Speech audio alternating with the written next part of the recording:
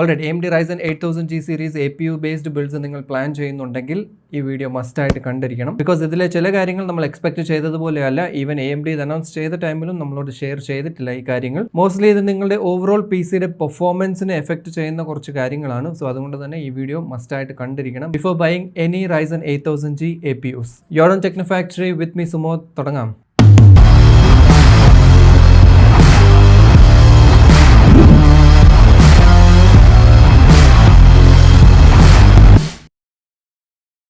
Okay, first of all ഒരു കാര്യം പറയാനുള്ളത്, Ryzen 8000 സീരീസ് APUസിൻ്റെ പെർഫോമൻസിൻ്റെ കാര്യത്തിൽ നമുക്ക് ഒരു ഡൗട്ടും ഇല്ല. പെർഫോമൻസ് അൺമാച്ച്ഡ് ആണ്. ലൈക്ക് Intel APUs അല്ലെങ്കിൽ ഒരു ബഡ്ജറ്റ് റേഞ്ചിൽ വരുന്ന GPUs, I mean discrete GPUs, low ബഡ്ജറ്റിൽ വരുന്ന ഒരു എൻട്രി ലെവൽ GPUവിൻ്റെ ആ ഒരു റേഞ്ച് പെർഫോമൻസ് തരുന്നുണ്ട്. സോ ഓവറോൾ പെർഫോമൻസിൻ്റെ കാര്യത്തിൽ വാട്ട് AMD അച്ചീവ്ഡ് അത് റിയലി കമൻറ്റബിൾ തന്നെയാണ്. പക്ഷേ ഈ പ്രോസസ്സേഴ്സ് ലോഞ്ച് ചെയ്ത ടൈമിൽ AMD നമ്മളോട് പറയാത്ത കുറച്ച് കാര്യങ്ങളുണ്ട്. ഡീറ്റെയിൽഡ് ആയിട്ട് AMD വെബ്സൈറ്റിൽ തന്നെ സ്പെക്സ് എല്ലാം നമ്മളൊന്ന് കമ്പയർ ചെയ്ത് നോക്കുമ്പോഴാണ് കാര്യങ്ങൾ ക്ലിയർ ആകുന്നത്. ഓൾറെഡി നമ്മൾ 8000G സീരീസ് പ്രോസസ്സേഴ്സിൻ്റെ ഒരു ഡീറ്റെയിൽഡ് വീഡിയോ ചെയ്തിട്ടുണ്ട്. അതെന്തായാലും ഡിസ്ക്രിപ്ഷനിൽ ഉണ്ടാകും. ഓൾസോ ഈ ഇഷ്യൂവിനെ റിലേറ്റ് ചെയ്തുകൊണ്ട് ചെറിയൊരു ഷോർട്ട് വീഡിയോയും ചെയ്തിട്ടുണ്ടായിരുന്നു. ബട്ട് കുറച്ചും കൂടി ഡീറ്റെയിൽഡ് ആയിട്ടൊരു എക്സ്പ്ലനേഷൻ വേണമെന്ന് എനിക്ക് തോന്നി. അതുകൊണ്ടാണ് ഒരു സ്പെസിഫിക് ആയിട്ട് വീഡിയോ ചെയ്യുന്നത്. 8000G APUസിലെ ഒരു മേജർ ഇഷ്യൂ എന്ന് പറയുന്നത് PCI ലെയിൻസിലെ ലിമിറ്റേഷൻ ആണ്. സ്പെഷ്യലി ഒരു discrete graphics card and NVMe SSD connect ചെയ്യാൻ യൂസ് ചെയ്യുന്ന PCI ലെയിൻസിന്റെ കാര്യമാണ് പറയുന്നത്. സോ യൂഷ്വലി നമ്മളൊരു ഗ്രാഫിക്സ് കാർഡ് കണക്ട് ചെയ്യുന്നത് ഈ പർട്ടിക്കുലർ സ്ലോട്ടിലായിരിക്കും. മദർ ബോർഡിൽ PCI 16 എന്ന സ്ലോട്ടിലായിരിക്കും വെക്കുന്നത്. ദാറ്റ് മീൻസ് PCI 16 സ്ലോട്ട് എന്ന് പറയുന്നത് ടോട്ടൽ 16 ലെയിൻസ് ആയിരിക്കും യൂസ് ചെയ്യുന്നത് CPU ആൻഡ് ഗ്രാഫിക്സ് കാർഡ് തമ്മിൽ കണക്ട് ചെയ്യാൻ വേണ്ടി. സിമ്പിളായിട്ട് പറയുവാണെങ്കിൽ ബൈ 16 എന്ന് പറയുന്നത് 16 ചാനൽസ് ഉണ്ടാകും പ്രോസസർ ആൻഡ് ഗ്രാഫിക്സ് കാർഡ് തമ്മിൽ കമ്മ്യൂണിക്കേറ്റ് ചെയ്യാൻ. ഒരു ഡിസ്ക്രീറ്റ് ഗ്രാഫിക്സ് കാർഡിന്റെ ഫുൾ പൊട്ടൻഷ്യൽ നമുക്ക് കിട്ടുന്നത് ടോട്ടൽ 16 ലെയിൻസ് യൂസ് ചെയ്യുമ്പോഴായിരിക്കും. So processor and graphics card communicate ചെയ്യുന്നത് ഈ 16 ലെയിൻസ് ത്രൂ ആയിരിക്കും. ഇത് പ്രോസസറിന്റെ സ്പെക്കിൽ നോക്കുവാണെങ്കിൽ ഡീറ്റെയിൽഡ് ആയിട്ട് കാണത്തില്ല. കുറച്ച് താഴോട്ട് പോയി കഴിഞ്ഞാൽ ഫുൾ സ്പെസിഫിക്കേഷൻ എന്ന് കാണാം. സോ ഇതിൽ ക്ലിക്ക് ചെയ്യുമ്പം കംപ്ലീറ്റ് ഡീറ്റെയിൽഡ് സ്പെസിഫിക്കേഷൻ വരും. ഇവിടെ നോക്കുവാണെങ്കിൽ നമുക്ക് 8700Gയുടെ കംപ്ലീറ്റ് സ്പെക്ക് താഴോട്ട് കണക്ടിവിറ്റിയിൽ വരുവാണെങ്കിൽ ടോട്ടൽ നമ്പർ ഓഫ് ലെയിൻസ് കാണിക്കുന്നത് 20 ആണ്. ഇതിൽ യൂസബിൾ ആയിട്ടുള്ളത് 16 മാത്രമാണ്. സോ നമ്മൾ നേരത്തെ പറഞ്ഞു ഗ്രാഫിക്സ് കാർഡിന്റെ ഫുൾ യൂസേജ് വരുന്നത് 16 ലെയിൻസ് യൂസ് ചെയ്യുമ്പോഴാണ്. സോ ഇവിടെ ടോട്ടൽ യൂസ് ചെയ്യാൻ പറ്റിയത് 16 മാത്രമേ ഉള്ളൂ. സോ ദാറ്റ് മീൻസ് എല്ലാ 16 ലെയിൻസും ഇൻ കേസ് GPUവിന് സപ്പോർട്ട് കൊടുക്കുവാണെങ്കിൽ അവിടെ ഫുൾ ആകുന്നതായിരിക്കും. സോ അതുകൊണ്ടാണ് 8000G APUസിലെ PCI ലെയിൻസിന്റെ സപ്പോർട്ട് അല്ലെങ്കിൽ നമ്പർ കുറഞ്ഞത്. ഇത് ഈ പ്രോസസറിന്റെ സ്പെക്കിൽ നോക്കിക്കഴിഞ്ഞാൽ ഒന്നും അറിയത്തില്ല. മദർ ബോർഡ് നിങ്ങൾ ഏതാണോ വാങ്ങിക്കാൻ ഉദ്ദേശിക്കുന്നത് മദർ ബോർഡിന്റെ സ്പെക്കിൽ കയറി നോക്കണം. ജസ്റ്റ് ഫോർ എക്സാമ്പിൾ MSIയുടെ ഒരു മദർ ബോർഡിന്റെ സ്പെക്കാണ് ഇവിടെ എടുക്കുന്നത്. B650 ഗെയിമിംഗ് പ്ലസ് വൈഫൈ എന്ന ബോർഡ്. ഇത് ലോ ബഡ്ജറ്റ് മോഡലൊന്നുമല്ല, അത്യാവശ്യം മിഡ് റേഞ്ചിന് മേലെ വരുന്ന മോഡലാണ്. ക്ലിയർലി ഇവിടെ മെൻഷൻ ചെയ്തിട്ടുണ്ട് Ryzen 7 8700G and Ryzen 5 8600G പ്രോസസേഴ്സിൽ PCI സ്ലോട്ടിന്റെ ബൈ ഹാഫ് ആയിട്ട് ഡിവൈഡ് ആകുന്നതായിരിക്കും. സോ ടോട്ടൽ 16 ലെയിൻസിന്റെ കിട്ടത്തില്ല, ബൈ 8 കിട്ടത്തുള്ളൂ. So 8700G and 8600G processors support ചെയ്യുന്നത് ജസ്റ്റ് 8 ലെയിൻസ്. PCI 4ന്റെ 8 ടോട്ടൽ ലെയിൻസ് സപ്പോർട്ട് ചെയ്യത്തുള്ളൂ for graphics card. 8700G and 8600G എന്ന് പറയുന്നത് Phoenix 1 വരുന്നതാണ്. Phoenix 1 നെയിമിങ്ങിൽ വരുന്ന സീരീസിൽ വരുന്ന രണ്ട് പ്രോസസ്സേഴ്സ് ആണ്.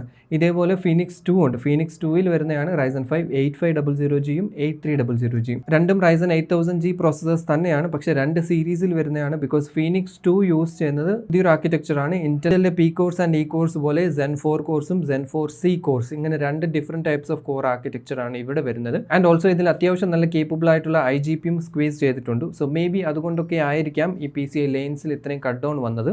ഇതിൽ Phoenix 1 വരുന്ന പ്രോസസ്സേഴ്സ് കുഴപ്പമൊന്നുമില്ല. എന്തോ PCI ലെയിൻസ് കട്ട് ഡൗൺ ചെയ്തിട്ടുണ്ടെങ്കിലും അത് ആക്ച്വൽ ഇമ്പാക്റ്റ് ഒന്നും ചെയ്യാൻ പോകുന്നില്ല. ഗ്രാഫിക്സ് കാർഡിന് നിങ്ങളുടെ ഓവറോൾ ടോട്ടൽ പെർഫോമൻസിൽ മേജർ വലിയൊരു ഡിഫറൻസ് ഒന്നും ഉണ്ടാകാൻ പോകുന്നില്ല. PCI Gen 4 സപ്പോർട്ട് ചെയ്യുന്ന സ്ലോട്ട് ആണെങ്കിൽ ഈവൻ 8 ലെയിൻസ് മാത്രമാണെങ്കിൽ പോലും ഏകദേശം നിയർ ഫുൾ പെർഫോമൻസ് കിട്ടുമെന്ന് പറയുന്നുണ്ട്. സോ അതുകൊണ്ട് 8700G and 8600G even though PCI lanes cut down ചെയ്തിട്ടുണ്ടെങ്കിൽ പോലും പെർഫോമൻസ് മേജറായിട്ട് ഇമ്പാക്റ്റ് ആകത്തില്ലെന്നാണ് നമ്മൾ എക്സ്പെക്ട് ചെയ്യുന്നത്. പക്ഷേ ഇത് നേരെ ഓപ്പോസിറ്റ് ആണ്. ഇൻ കേസ് Phoenix 2 വരുന്ന പ്രോസസ്സേഴ്സ് ആണ് നോക്കുന്നതെങ്കിൽ Phoenix 2 ഉള്ളത് ഇപ്പം 8500G ആണ്. ഈ 8500Gയുടെ ഫുൾ സ്പെക്ക് നോക്കുവാണെങ്കിലും നമുക്ക് മേജറായിട്ട് കാര്യങ്ങളൊന്നും ഇവിടെ കാണത്തില്ല.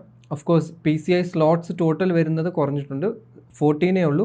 ഇതിൽ യൂസ് ചെയ്യാൻ പറ്റുന്നത് ടോട്ടൽ 10 സ്ലോട്ട്സേ യൂസ് ചെയ്യാൻ പറ്റത്തുള്ളൂ. ആൻഡ് സെയിം നമ്മൾ മദർ ബോർഡിന്റെ സപ്പോർട്ട് അല്ലെങ്കിൽ മദർ ബോർഡിന്റെ സ്പെക്കിൽ നോക്കുവാണെങ്കിൽ 8500Gയുടെ കാര്യം അവർ ക്ലിയർലി താഴെ മെൻഷൻ ചെയ്തിട്ടുണ്ടാകും. ഇവിടെ നമുക്ക് PCI ലെയിൻസിന്റെ സപ്പോർട്ട് നേരത്തെ പറഞ്ഞ ബൈ 80 നിന്ന് ബൈ 4 ആയിട്ട് കുറഞ്ഞിട്ടുണ്ട്. സോ ബൈ 4 ആയിട്ട് കുറയുവാണെങ്കിൽ നിങ്ങളൊരു ഡിസ്ക്രീറ്റ് GPU ഫ്യൂച്ചറിൽ ആഡ് ചെയ്യുമ്പം അത് പെർഫോമൻസിനെ അത്യാവശ്യം നല്ല രീതിയിൽ തന്നെ എഫക്ട് ചെയ്യും. സോ ഇതാണ് മേജർലി നോട്ട് ചെയ്യേണ്ട കാര്യം. ഓവറോൾ PCI ലെയിൻസ് കുറഞ്ഞതുകൊണ്ട് തന്നെ ഗ്രാഫിക്സ് കാർഡിൽ ബൈ 4 സപ്പോർട്ട് ഉള്ളൂ.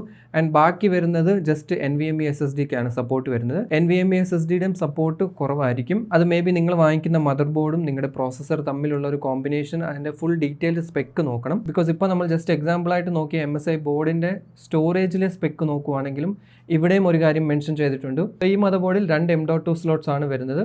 ആൻഡ് രണ്ടും തന്നെ PCI Gen 4 by total 4 lanes use ചെയ്യുന്നതാണ്. നമുക്ക് ഫസ്റ്റ് 2 പോയിന്റ്സ് കാണാൻ പറ്റും. താഴോട്ട് വരുവാണെങ്കിൽ താഴെ ഒരു ഡോട്ട് കൊടുത്തിട്ട് മെൻഷൻ ചെയ്തിട്ടുണ്ട് M.2 സെക്കൻഡ്. അതായത് M.2 സെക്കൻഡ് ഇൻ കേസ് നമ്മൾ 8500G ആണ് ഇൻസ്റ്റാൾ ചെയ്യുന്നതെങ്കിൽ അവിടെ PCI Gen 4ലെ 2 ലെയിൻസ് മാത്രമേ യൂസ് ആകത്തുള്ളൂ. 4 ലെയിൻസിന്റെ ടോട്ടൽ സപ്പോർട്ട് വരത്തില്ല. M.2 സെക്കൻഡ് സ്ലോട്ടിൽ PCI ത്രൂ 2 ലെയിൻസ് മാത്രമാണ് സപ്പോർട്ട് വരുന്നത്. സോ ഈ കാര്യങ്ങൾ നിങ്ങളുടെ മദർ ബോർഡിൽ പർച്ചേസ് ചെയ്യുന്നതിന് മുമ്പേ ചെക്ക് ചെയ്ത് നോക്കണം. എൻ്റെ ഒരു ബെസ്റ്റ് സജഷൻ ഈ 8500G സ്കിപ്പ് ചെയ്യുന്നതാണ് നല്ലത്. ബിക്കോസ് പ്രൈസ് വൈസ് നോക്കുവാണെങ്കിൽ 18,000 to 19,000 പ്രൈസ് റേഞ്ച് ആണ്. ആൻഡ് 8600G നോക്കുവാണെങ്കിൽ നമുക്ക് 22,000 പ്രൈസ് റേഞ്ചിൽ സ്റ്റാർട്ട് ആകുന്നുണ്ട്. 22,000 to 23,000 ഈ റേഞ്ച് ആണ്. സോ 2,000 to 3,000 റുപ്പീസ് എക്സ്ട്രാ മുടക്കുവാണെങ്കിൽ നിങ്ങൾക്ക് ബെറ്റർ പ്രോസസ്സർ ആയിരിക്കും കിട്ടുന്നത്. 8600G ഓവറോൾ സ്പെക്കുമായിട്ട് കമ്പയർ ചെയ്യുമ്പോൾ 8500Gനെക്കാളും എത്രയോ സുപ്പീരിയർ ആണ്. ആൻഡ് ഓൾസോ 8500Gയുടെ വേറൊരു കാര്യം കൂടി ഉണ്ടായിരുന്നു, memory support single channel support ചെയ്യത്തുള്ളൂ. ഇതും ആക്ച്വലി ക്ലിയർ അല്ല. ബിക്കോസ് പല ആർട്ടിക്കൽസ് ഇന്റർനെറ്റിൽ നിങ്ങൾ ജസ്റ്റ് ഒന്ന് സെർച്ച് ചെയ്ത് നോക്കിയാൽ മതി. പല ആർട്ടിക്കൽസും 8500Gയുടെ മെമ്മറി ചാനൽ സിംഗിൾ ആണ് കാണിക്കുന്നത്, 1 എന്നാണ്. പക്ഷെ ഞാൻ ഇപ്പോൾ സ്പെക്ക് കയറി നോക്കിയപ്പോൾ മെമ്മറി ചാനൽ എല്ലാം 2 ആണ് കാണിക്കുന്നത്. സോ മേ ബി ഇതൊരു ടൈപ്പിംഗ് മിസ്റ്റേക്ക് ആണോ അതോ എന്താണെന്ന് ക്ലിയർ ആയിട്ട് അറിയത്തില്ല. സോ അതുകൊണ്ടാണ് ഇതിന്റെ ഫുൾ ബെഞ്ച് മാർക്കിംഗ്